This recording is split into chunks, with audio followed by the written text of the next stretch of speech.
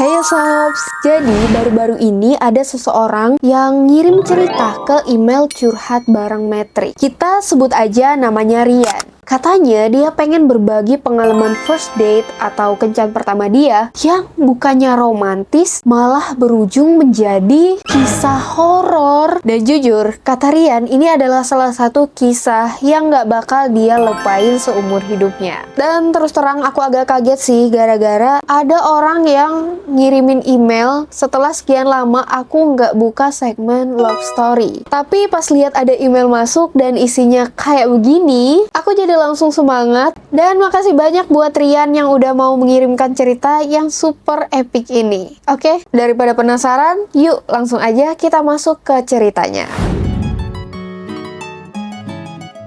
Rian bilang dia dulu mikir kalau pengalaman kencan pertamanya waktu itu harusnya jadi momen yang manis, penuh tawa, dan tentunya romantis. Tapi di malam itu bener-bener kayak potongan adegan film horor yang gak pernah dia bayangin sebelumnya. Waktu itu Rian ini masih seorang mahasiswa, dan seperti kisah klasik lainnya, dia naksir sama cewek kampus yang namanya Dinda. Setiap Dinda senyum, jantung Rian pun berubah menjadi jedak-jeduk kayak drum band metal yang lagi konser solo. Kamu pasti ngerti lah gimana rasanya waktu naksir berat. Lihat gebetan lewat dikit aja langsung salah tingkah. Padahal si dia mungkin aja nggak sadar kalau kamu ada di situ. Si Rian setelah berbulan-bulan cuman bisa ngelihatin si Dinda dari jauh, akhirnya ngeberaniin diri buat ngajak si Dinda jalan. Katanya demi nyari keberanian itu, dia sampai minum 3 sachet energen. Ada-ada aja si Rian. Ya biar pede katanya. Dan ajaibnya si Dinda tiba-tiba bilang boleh. Si Rian pun cuman bisa cubit pipinya sendiri karena saking gak percayanya, takut ini semua tuh cuman mimpi. Malam kencan pun tiba. Rian datang menjemput Dinda dengan motor tua kesayangannya yang kalau di starter suaranya bisa ngebangunin orang satu RT, yang kalau digas dikit tuh langsung bunyi kayak tak tak tak tak, tak gitu. Kayak kembang api gagal meledak. Tapi walaupun motornya tuh udah kayak orang lagi batuk-batuk, motor itulah yang setia nemenin si Rian ini kemanapun dia pergi. Di perjalanan menuju ke rumah Dinda, si Rian ini tiba-tiba jadi overthinking berat. Tiba-tiba dia mikir, Dinda malu nggak ya kalau naik motor beginian? Tapi akhirnya si Rian ini nekat. Di situ dia bilang ke dirinya sendiri, kalau ditolak ya tinggal pulang, katanya dalam hati. Dan sesampainya di rumah Dinda, pas Dinda keluar rumah, Rian dibuat bengong sama kecantikannya Dinda yang nggak ngotak banget. Dress pastel sederhana yang dia gunakan bikin dia kelihatan anggun banget. Jauh dari itu, yang bikin si Rian lega, Dinda naik ke motornya Rian itu tanpa banyak komentar. Gak ada ekspresi jijik atau drama apapun. Seolah motor tua itu nggak penting buat dia. Akhirnya mereka pun sampai di tempat tujuan yang sudah direncanakan Rian sebelumnya, yaitu mereka makan malam di kafe dengan pemandangan sunset. Suasananya adem dan obrolan mereka pun mengalir begitu saja. Ternyata si Dinda juga suka baca buku, bahkan lebih gila dari Rian. Dan bisa dibilang dia ini kolektor buku. Kencan pertama mereka sukses. Gak ada minuman tumpah, gak ada kekikukan juga. Semua bener-bener pas pada porsinya. Karena si Rian ini ngerasa klik banget nih sama si Dinda, Rian ini spontan ngajak si Dinda ini ke kafe lain yang katanya juga punya pemandangan yang jauh lebih indah. Tapi di situ sebelum pergi dia minta bantuan ke Dinda buat buka Google Maps. Dan yang Dinda nggak tahu, Rian ternyata belum pernah melewati jalan itu di saat malam hari. Siangnya sih aman, cuman jalan setapak yang ada di tengah sawah. Tapi begitu matahari tenggelam, suasananya tiba-tiba langsung berubah. Ya 11-12 lah, kayak jalanan desa yang siangnya damai. Tapi pas malamnya, vibes-nya itu langsung berubah kayak lokasi syuting Pengabdi Setan. Aduh, parah sih. Pas mereka udah jalan semakin jauh, tiba-tiba Rian tuh ngerasa ada yang aneh. Din, ini jalannya udah bener, kok makin sepi ya? Tanya Rian sambil curi-curi pandang ke handphone yang sedang dipegang sama Dinda di belakang. Terus si Dinda tuh cuma jawab, iya bener kok, ini bener sesuai yang ada di maps. Mereka pun terus melaju dan jalanan pun semakin sempit. Di kiri kanan cuma sawah, gelap dan sunyi. Gak ada lampu, gak ada suara orang, cuma ada suara jangkrik dan suara angin malam yang terdengar seperti bisikan. Tiba-tiba si Dinda pun nyeletuk, Yan, serem ya. Si Rian pun menjawab dengan suara tenang, cuma suara alam, Din. Padahal di saat itu, Rian ini panik setengah mati. Dia mulai tuh baca ayat-ayat kursi, mulai nyalahin diri sendiri. Kenapa tadi nggak dia aja yang buka Google Map? Kenapa tadi dia nggak pilih rute di jalanan kota? Atau minimal dia ambil rute mobil lah ya. Tapi ini beneran kayak film horor ya. Si Dinda ngejawab dari belakang. Dan kalimat ini sukses bikin si Rian ini jadi semakin parno. Perasaannya mulai nggak enak.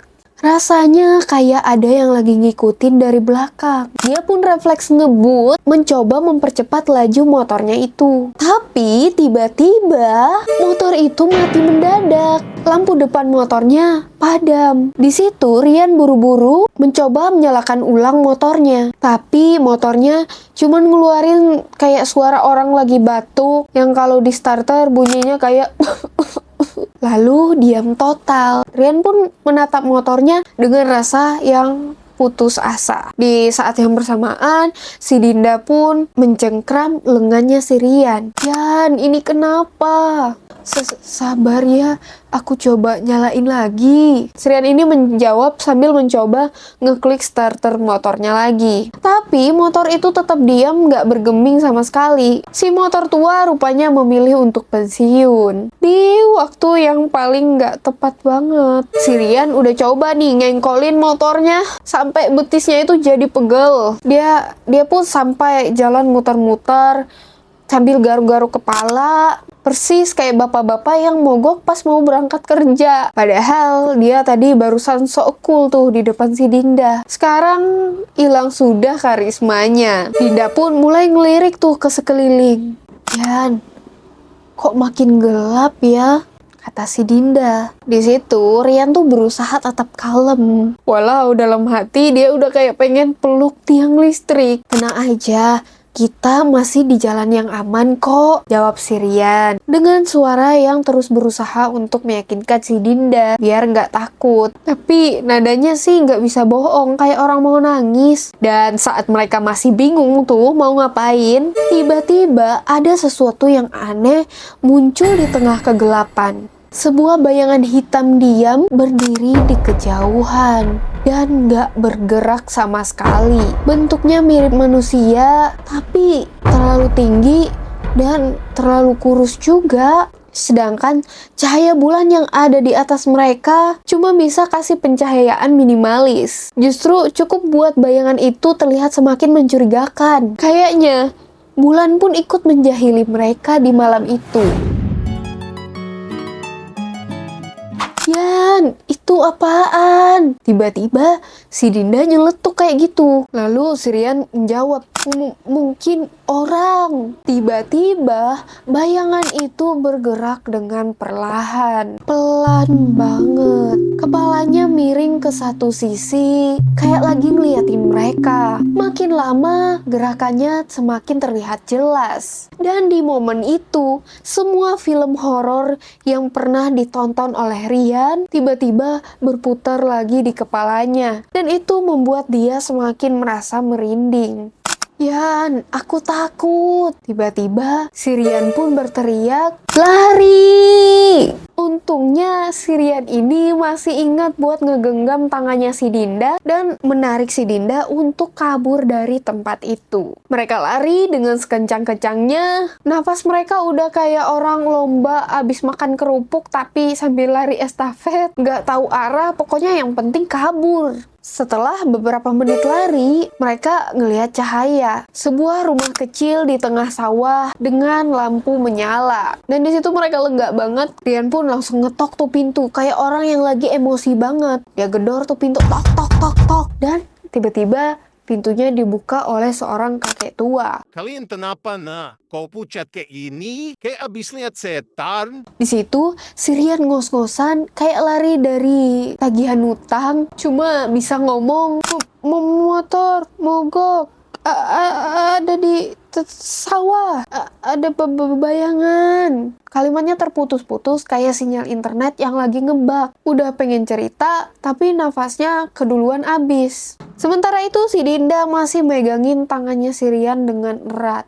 Ngangguk-ngangguk, nafasnya naik turun, udah kayak lari 10 km. Padahal ya paling 200 meter. Kakek itu ngelirik mereka sebentar, lalu senyum kecil. Oh, kalian pasti lihat dia ya. Penjaga sawah. Kata si kakek sambil ngomong santai banget. Emang sering bikin orang kaget ya tuh. Tapi nggak usah takut, dia nggak ganggu kok. Cuman lagi mau jagain tempatnya aja. Rian dan Dinda langsung tatap-tatapan. Setelah mereka agak tenang, Rian dan Dinda pun bercerita secara jelas apa yang sudah mereka alami. Si kakek pun berusaha untuk menghubungi tetangganya buat narik motor mogok mereka. Dan malam itu mereka beristirahat di rumah si kakek itu kurang lebih selama 1 jam. Setelah itu, Rian dan Dinda akhirnya kembali ke tempat motor mogok mereka tadi. Kali ini nggak cuma berdua, tapi ditemani si kakek dan 2 orang warga lainnya. Tapi tetap aja, si Rian ini masih deg-degan. Di dalam hatinya masih ada pertanyaan besar. Itu makhluk tinggi kurus tadi